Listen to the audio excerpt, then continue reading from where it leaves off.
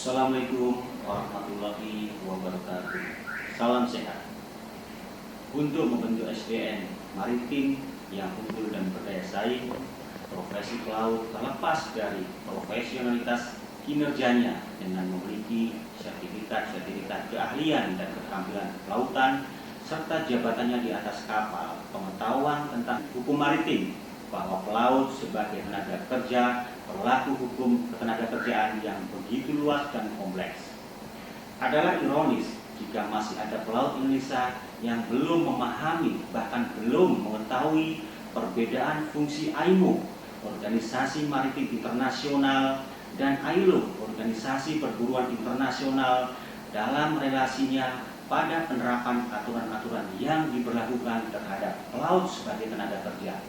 Saya, Dedi Wono, peserta Diklat PKP Angkatan 1 tahun 2022 akan menjelaskan tentang pelaut sebagai tenaga kerja, kedudukannya dalam dunia kerja baik nasional maupun internasional.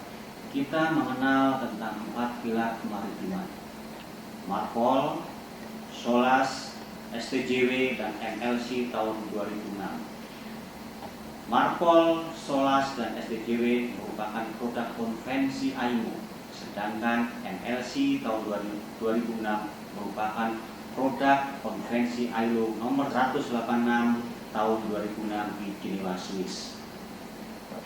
IMO mengatur tentang awak kapal, tentang pendidikan, pelatihan, dan sertifikasi bagi para pelaut, sedangkan ILO melalui MLC tahun 2006 mengatur segala sesuatu mengenai hak dan kewajiban awak kapal yang berkaitan dengan ketenaga kerjaan. Pada dasarnya, baik IMO, Organisasi Maritim Internasional, ILO, Organisasi Perburuan Internasional, maupun ITF, yaitu Serikat Pekerja Transportasi Internasional, membedakan atau mengelompokkan pelaut menjadi 2 kelompok, yaitu seafarers dan fisheries. Seafarers adalah awak kapal yang bekerja pada kapal komersial shipping, sedangkan fisheries adalah awak kapal yang bekerja pada kapal penangkap ikan.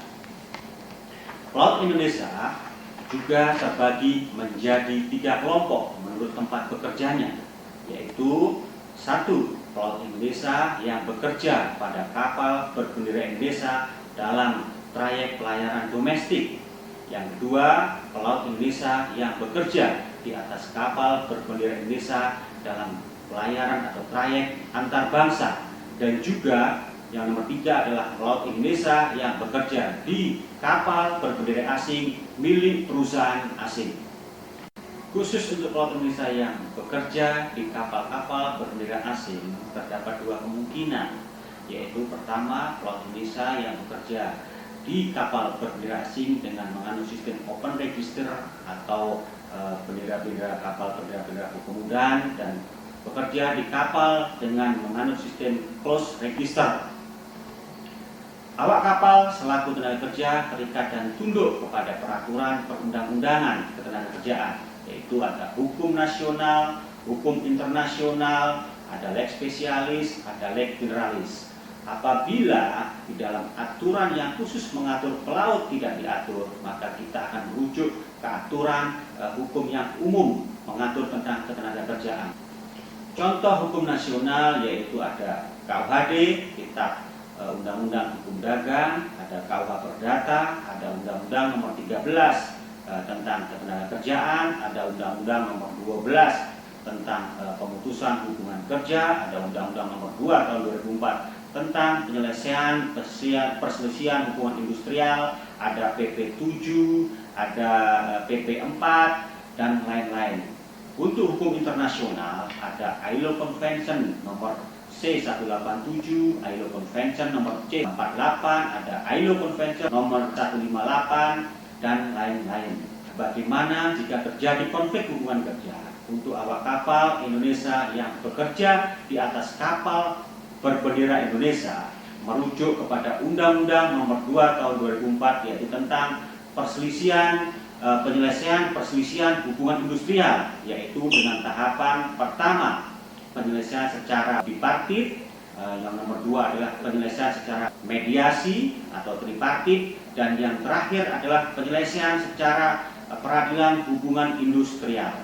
Apabila terjadi konflik hubungan kerja terkait awak kapal yang bekerja di atas kapal berbendera asing, maka merujuk kepada asas hukum perdata internasional, yaitu lex loci executionis, yaitu hukum di mana dilaksanakan pekerjaan tersebut diberlakukan. Apa itu yang dimaksud dengan sistem open register, yaitu kapal berbendera kemudahan atau flag of convenience, yaitu antara kebangsaan ownership pemilik kapal berbeda dengan kebangsaan bendera kapalnya.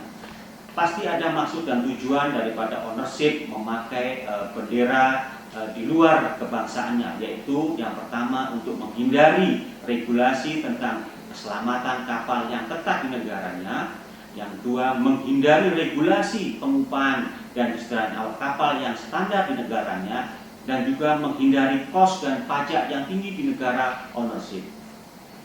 Menurut data UNSTAD, armada kapal di dunia menggunakan kurang lebih 75% menggunakan negara bendera kemudahan. Strategi untuk melindungi para pelaut Indonesia yang bekerja di kapal-kapal berbendera kemudahan yaitu dengan cara menggunakan ITF Agreement. ITF Agreement yaitu sebuah perjanjian kerja yang standar Serikat Pekerja Transportasi Internasional dengan terlebih dahulu manning agent atau agen penggerak tenaga pelaut Indonesia membuat CBA, Collective Bargaining Agreement, antara Serikat Pekerja Pelaut di Indonesia yang berafiliasi dengan ITF dengan partisipan atau ownership kapal-kapal berbendera asing di negara tempat ownership berada.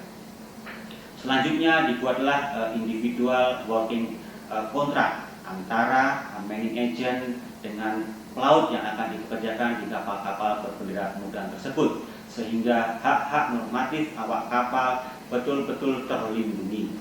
Jadi tujuan ini adalah untuk melindungi hak-hak normatif awak kapal, yaitu yang meliputi pengupahan, pemakanan, akomodasi, repatriasi, dan lain-lain.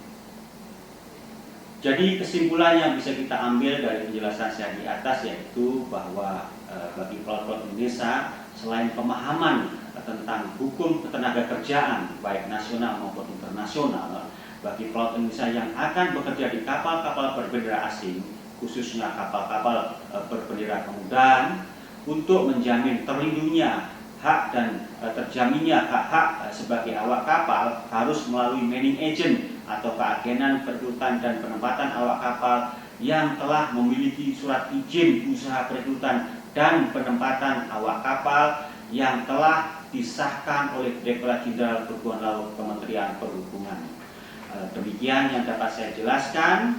Orang bijak bilang permudahlah urusan orang lain, maka kita pun juga akan dipermudah urusan kita dari arah yang tidak disangka-sangka. Terima kasih.